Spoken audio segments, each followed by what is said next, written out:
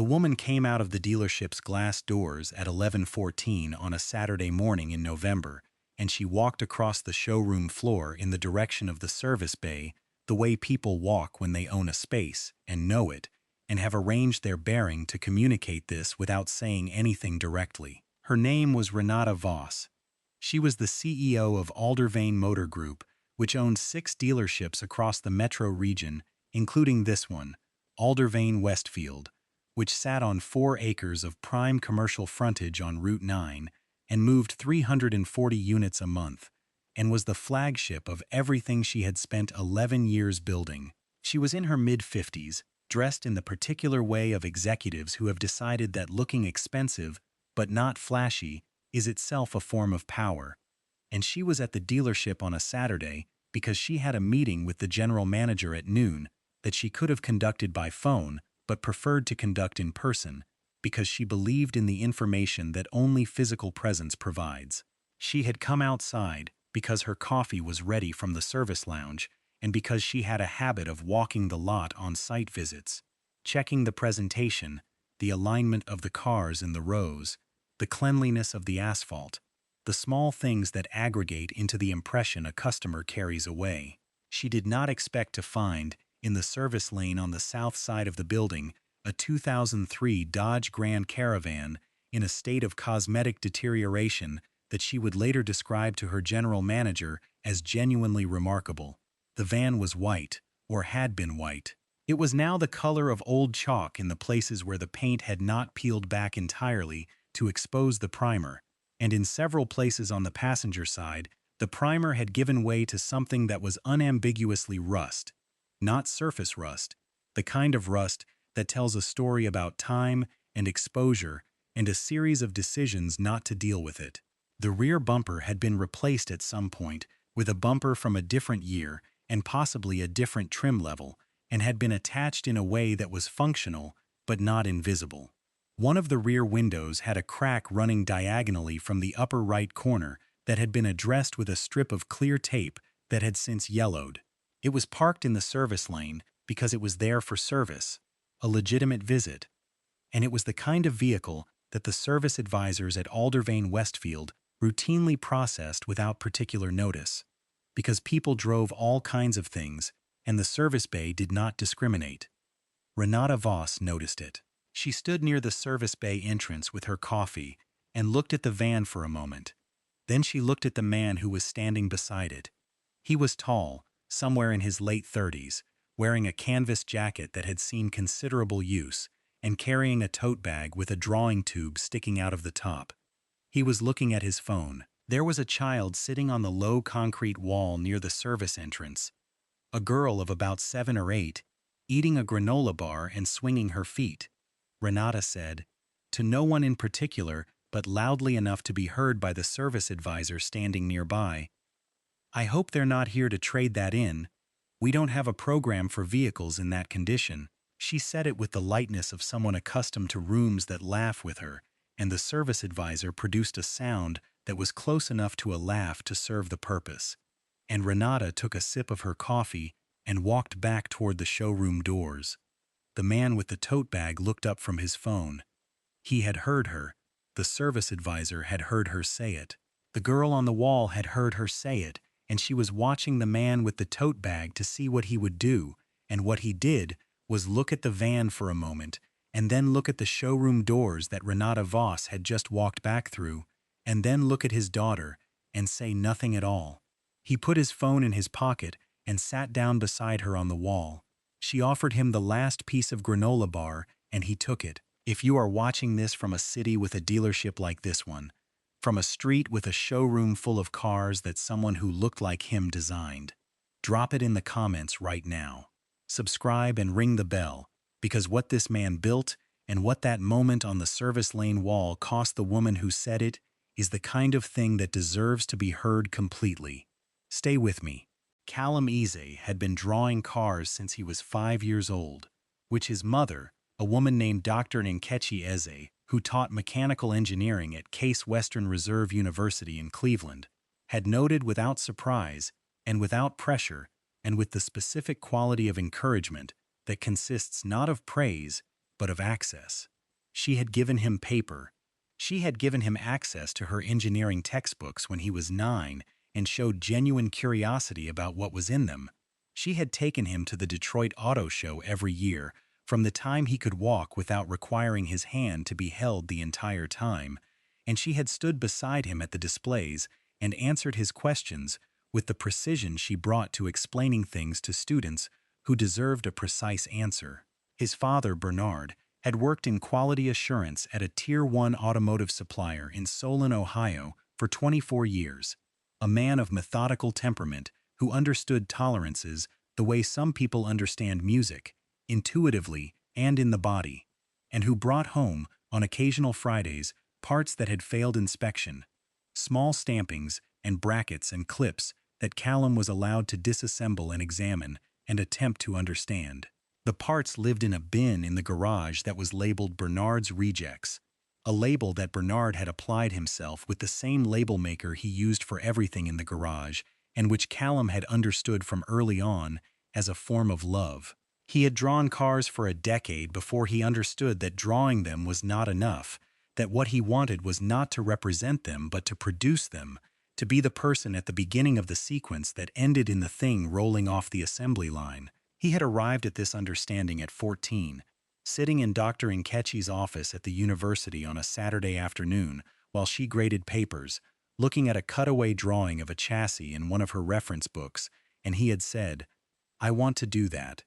She had looked at what he was pointing at and then looked at him and said, "Then you need to understand everything this book contains." He had taken the book home. He graduated from the College for Creative Studies in Detroit at 22, from the Transportation Design program, with a portfolio that his thesis advisor, a compact and exacting man named Professor Del Rio, who had spent 12 years at Chrysler before returning to academic life, had described to the admissions committee during Callum's first-year review as the most spatially coherent student work he had seen in 17 years of teaching. Del Rio had said it in the dry register of someone reporting a finding rather than bestowing a compliment, and Callum had received it the same way. He joined the advanced design studio at a major automotive manufacturer in Detroit at 23. The studio was a room of 15 people who were among the best automotive designers working anywhere in the world, and Callum was the youngest person in it. And the first 3 months he spent in that room, he was afraid every morning that someone would identify the error that had put him there and correct it. By the end of the first year, he had stopped being afraid, because the work had proved the premise that the error had not in fact been made. The studio worked at a pace and intensity that most people outside of it did not understand, and that Callum had not fully anticipated even after 4 years at the College for Creative Studies, because the gap between designing a thing on paper and designing a thing that will be manufactured at scale and driven by 1,000,000 people is not a gap of skill, but of comprehension, of understanding the full dimensionality of a problem that includes not just aesthetic proportion, but tooling constraints and assembly sequences and material behavior and the 1,000 downstream consequences of each upstream decision.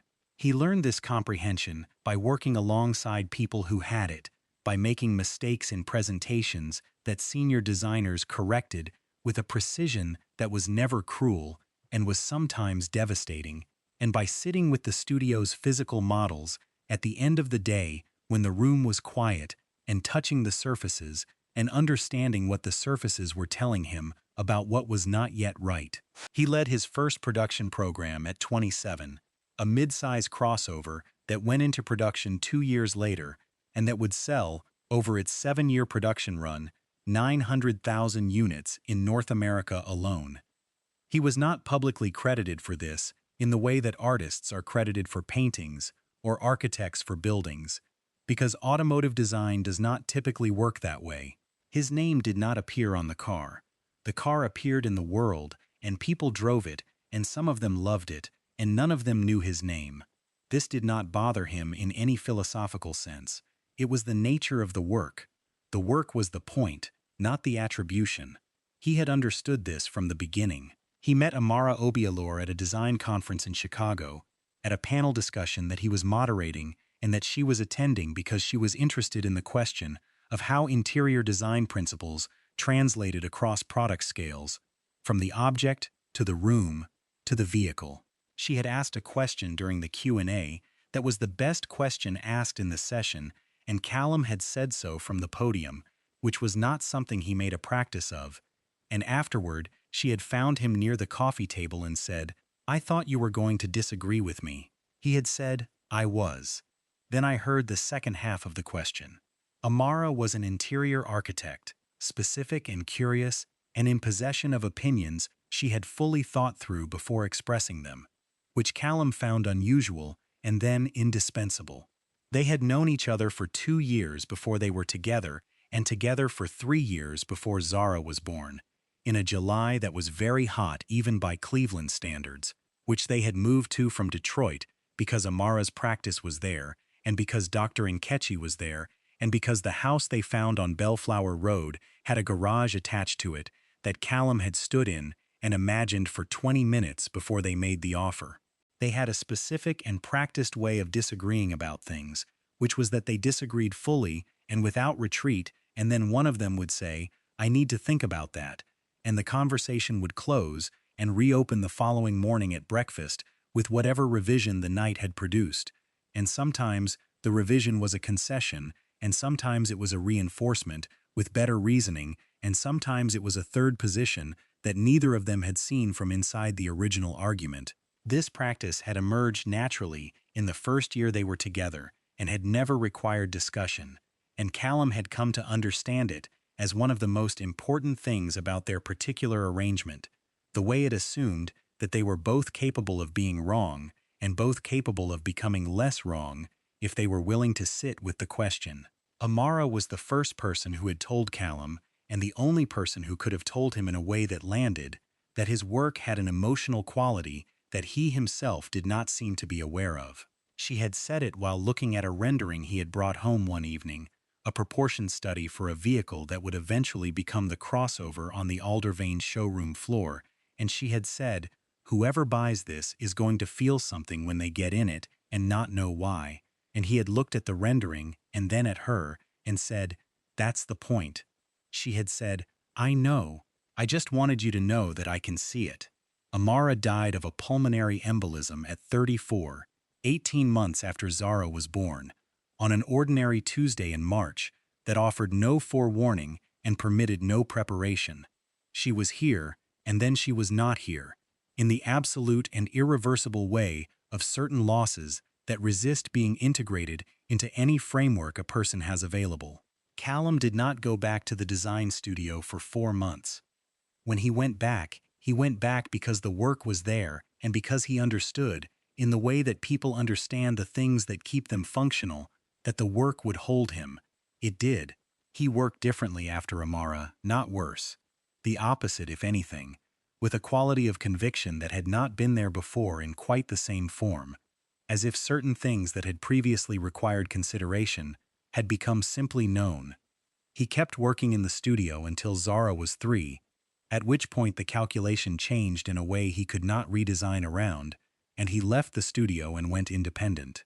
He had spent several months before leaving building the infrastructure for what came next, updating his consulting agreement templates with an attorney his mother had recommended, having the conversations with 3 former colleagues at competing manufacturers who had become, over the previous 8 years, the kind of professional relationships that translate into contracted work when the moment arrives, and converting the garage on Bellflower Road into the studio that it needed to be. He had done this methodically and without the anxiety that the people who knew him expected him to have, because he had assessed the situation with the same diagnostic discipline his father had applied to failed components and his mother had applied to engineering problems, and he had reached a conclusion he trusted.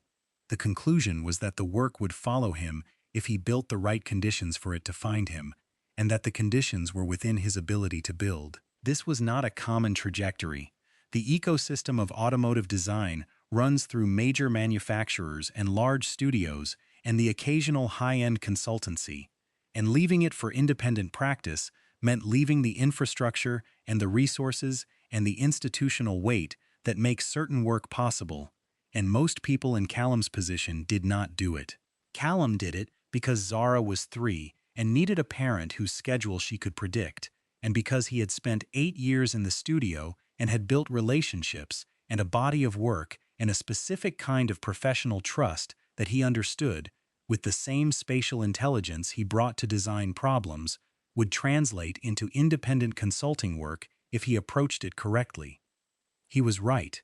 It translated. By the year Zara turned 7, he was consulting for 3 manufacturers on advanced design projects, working from the garage on Bellflower Road that he had converted into a proper studio with 2 drafting stations, a large format printer, a light table, and walls that held drawings in various states of completion, and taking Zara to school every morning, and picking her up every afternoon, and feeding her dinner every evening, and reading to her before bed, and sitting in the studio after she was asleep, working on the things that were due or the things he was working through on his own. He billed at a day rate that reflected 11 years of production experience and the specific value of someone who had led programs that had produced nearly 2 million vehicles across his career. He did not advertise. The work came to him. The studio on Bellflower Road was where Zara did her homework in the afternoons, at the smaller of the 2 drafting stations that Callum had fitted with a regular chair at the right height, and where she drew in her notebook when the homework was done, and where she asked him questions about what he was working on that he answered with the specificity he brought to her questions generally, which was the full answer adapted to the vocabulary she currently had, rather than a simplified version, because he had noticed early that she retained the full version better. She had a serious interest in proportion, specifically in the relationship between the size of things and how they felt, and she had developed at 7 a nascent understanding of scale that Callum found genuinely surprising, the kind of understanding that most design students arrived at in their 2nd year of formal training. She had also inherited, from some combination of her parents that could not be precisely attributed, a habit of noticing the character of things, the quality of a surface or a corner radius or the way 2 planes met, that she expressed not technically but experientially, saying things like that one feels careful or that edge is nervous, in a vocabulary she had invented herself and that Callum had learned to translate without asking her to change it.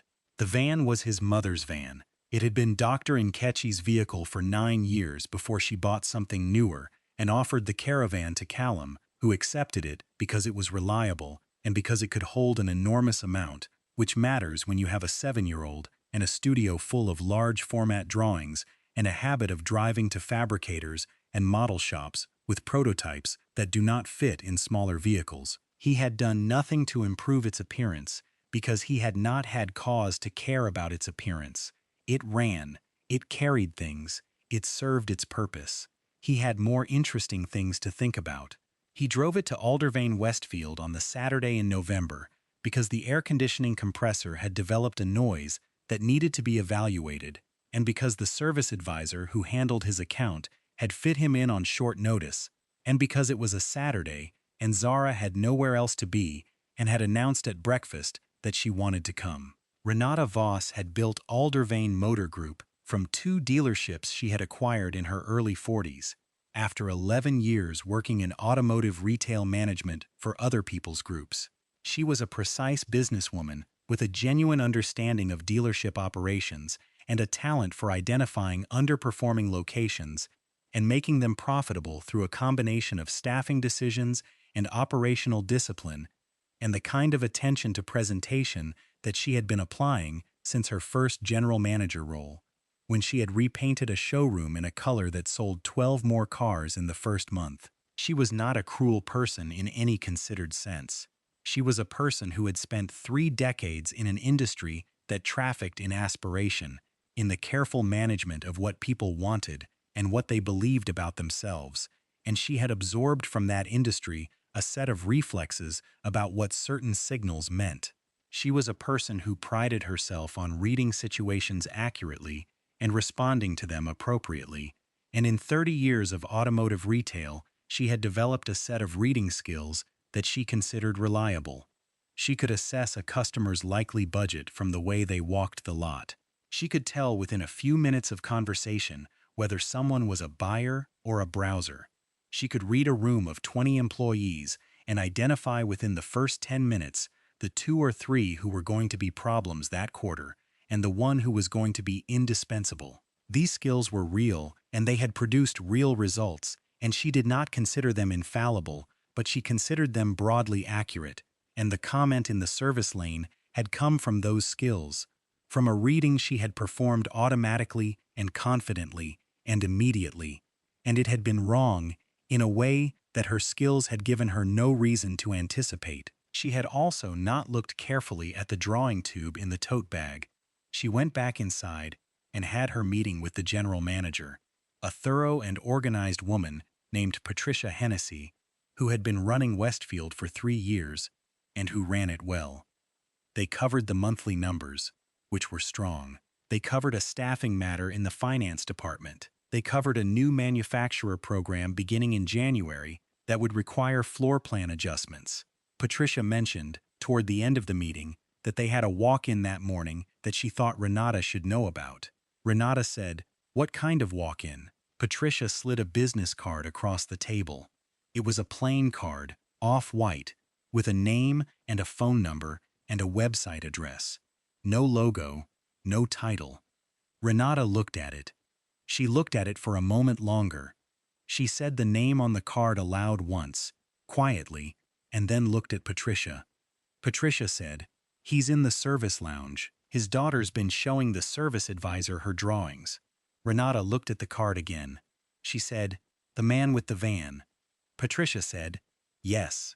Callum Easy had been one of the lead designers on the current generation of 2 of the 5 vehicle lines that Aldervane Westfield had on its showroom floor. His work was visible in the proportion of the hood on the mid-size SUV that sat under the showroom lights nearest the entrance doors, in the greenhouse profile of the crossover positioned in the center of the floor, in a set of decisions about where the character lines ran and how they caught light that had been made in a studio in Detroit 6 years ago and that had resulted, after 2 years of development and production preparation, in vehicles that Aldervane Motor Group had sold approximately 4,000 of in the current fiscal year. He had not been at Aldervane Westfield because of any of this. He had not been there to make a point, or to be recognized, or to have any interaction beyond the routine resolution of an air conditioning compressor issue. He had been there because the compressor was making a noise, and the service advisor had fit him in. He was in the service lounge when Patricia Hennessy appeared and introduced herself and asked if he had a few minutes. Zara was beside him, showing the service advisor drawings she had made in her notebook of the cars she had been looking at in the showroom while they waited. Drawings with the particular character of a child who has grown up with a father who draws, which is to say, they were wrong in certain ways and right in certain other ways that were unexpected in a 7-year-old, and the service advisor was giving them the genuine attention they deserved. He told Patricia Hennessy he had a few minutes.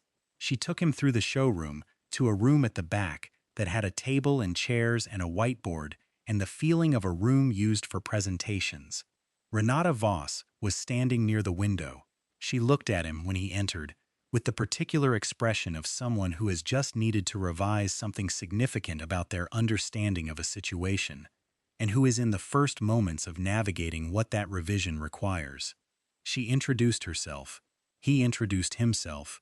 They both already knew each other's names. She said, "I want to apologize for what I said in the service lane this morning." He looked at her steadily. He said, "What did you say?" She said it back to him. The exact words. She did not soften them. He said, "I heard you say it." She said, "I know. I'm sorry." He stood in the room the way he stood in most rooms, which was without any particular effort to make the room aware of him, and he received the apology without releasing her from it.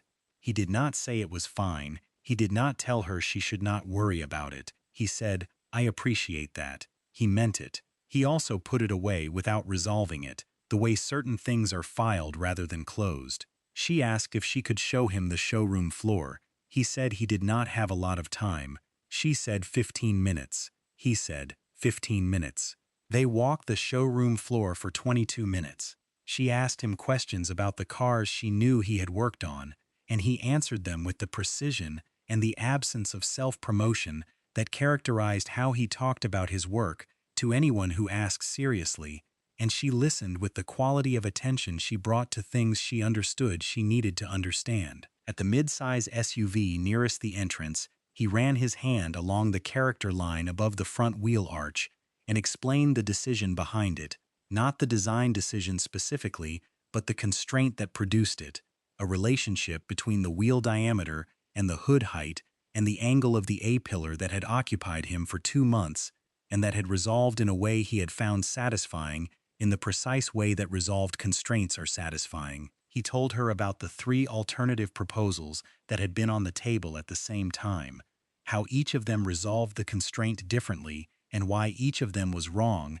in a specific and different way, and what the test was that had demonstrated the wrongness. She looked at the line, and then at his hand, and then at the line again. She had sold 400 of the vehicles that line lived on and had never known there was a 2-month argument behind it. She did not say anything for a moment. Then she said, "I've sold 400 of these this year." He said, "I know.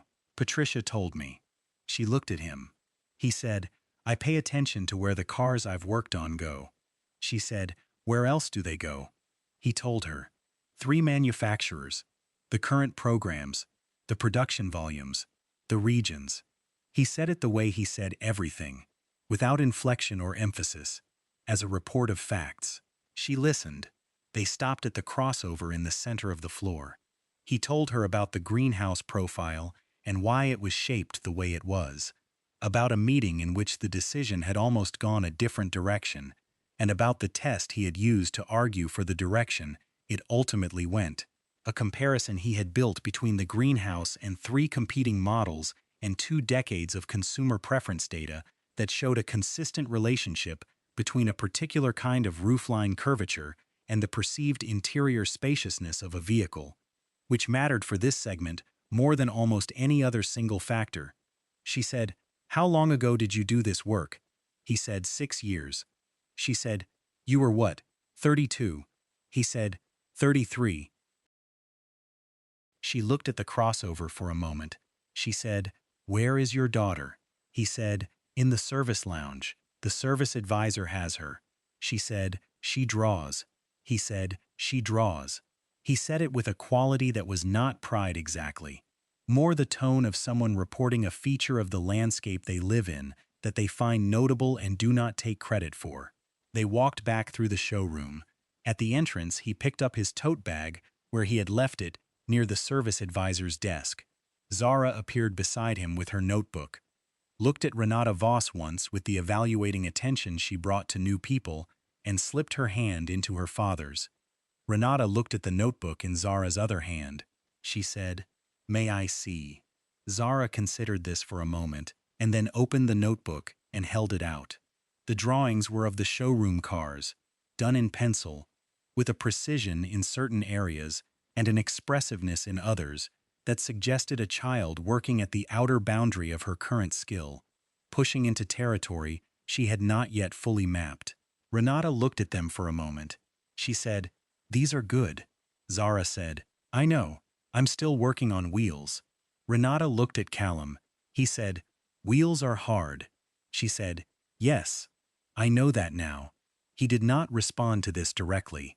He put his hand on Zara's shoulder and thanked Patricia Hennessy, who had appeared in time to hear none of this and all of it, and he walked with Zara through the glass doors and across the lot to where the caravan was waiting, which it had been for 2 hours now, and in which the air conditioning compressor had been evaluated and found to need a part that would arrive on Tuesday, and the van started on the first try, and he pulled out of the service lane and onto Route 9 heading home. Zara said, "Who was that woman?" He said, "She runs the dealership." Zara said, "She looked at my drawings for a long time." He said, "She did." Zara said, "Did she like them?" He said, "I think she did." Zara looked out the window for a moment. Then she opened the notebook to the page she had been working on when Renata Voss had asked to see it, the drawing she had been pushing into the territory she had not yet fully mapped, and she looked at the wheels she was still working on. She said, "I'm going to fix these." He said, "I know you will." Renata Voss stood in the showroom after the van had pulled out of the lot and looked at the mid-size SUV near the entrance for a while. Patricia Hennessy stood a few feet away and did not say anything. Renata thought about the service lane. She thought about the comment she had made, and the sound the service advisor had made in response to it, and the way the moment had assembled itself in the 10 seconds before the man with the tote bag had looked up from his phone. She thought about what she had categorized, and what the categorization had been based on, and what it had missed, which was everything that mattered. She had built a business on reading customers, on understanding what the vehicle someone drove said about who they were, and what they wanted, and what they were likely to buy. She had believed this skill to be refined and accurate. She was revising that belief now in real time, not discarding it, because a skill developed over 30 years does not disappear in an afternoon, but understanding that it had a specific and significant failure mode that she had not previously identified, which was that it worked on people who presented in expected ways and failed on people who did not, and the failure was not visible from the inside. She had made a joke in a service lane about a man's vehicle in front of her staff and in front of his daughter. She had been wrong about what the vehicle meant, and she had been wrong about who the man was, and she had been wrong about what the situation warranted, and all three of these were related. The wrongness had a single root cause. She looked at the SUV for a while longer. Then she went back to the meeting room and sat down across from Patricia Hennessy and said, "I want to talk about our service lane culture." Patricia waited. Renata said, "Not the operations, the culture, what we assume about the people who come in and how those assumptions show up in how we treat them." Patricia said, "I think that's a good conversation to have." Renata said, "I know it's a good conversation to have. I should have had it before today." 3 weeks later, an envelope arrived at the Bellflower Road address from Aldervane Motor Group. Inside was a single sheet of paper, a formal letter on Aldervane letterhead, signed by Renata Voss, addressed to Callum Eze. It contained two things: a written apology that did not recharacterize what had been said or contextualize it into something easier to receive, and a referral, a name, and a phone number for the head of fleet partnerships at a regional transportation authority that had recently launched a design review process for a new vehicle program, a contact Renata had been sitting on for 3 months and had not yet deployed because she had not yet found the right moment to make the introduction. She made the introduction now. She wrote, in her own handwriting at the bottom of the page below the signature, "I do not know if this is useful. I thought it should go to you." Callum read the letter at the kitchen table on Bellflower Road on a Tuesday evening after Zara was in bed. He read it twice. He set it on the table and looked at the name and number at the bottom for a moment. He called the number the following morning. He did not replace the van. It was running fine. The air conditioning compressor part had arrived on the Tuesday they said it would arrive, and the service advisor had installed it, and the system was working correctly now, and there was nothing wrong with the van that required addressing. He drove it to school drop-off on Wednesday morning, and Zara rode in the middle row with her notebook open on her lap, working on wheels, and she asked him why he was smiling. He said he was not particularly smiling. She said, "You are a little." He said it was a good morning. She looked at him with the evaluating attention she brought to statements she was not yet ready to accept at face value, and then she looked back at her notebook and went back to the wheels. He dropped her at the door and watched her go in and then pulled back onto Bellflower Road in the direction of the studio. The drawing he was working on was on the large table when he got back. A proportion study for a program he could not name, for a manufacturer he could not name. A vehicle that would take 3 years to reach production and that would be seen by nobody as his when it arrived there, because that was how the work worked, and he had always understood this and been at peace with it. He sat down at the table and looked at the drawing and then picked up the pencil. Outside on Bellflower Road, the morning had the quality of late November mornings, clear and stripped of leaves and colder than it looked through the window, and inside the studio, the light came in from the east and sat on the drawing in a way that showed him what he needed to see, and he began.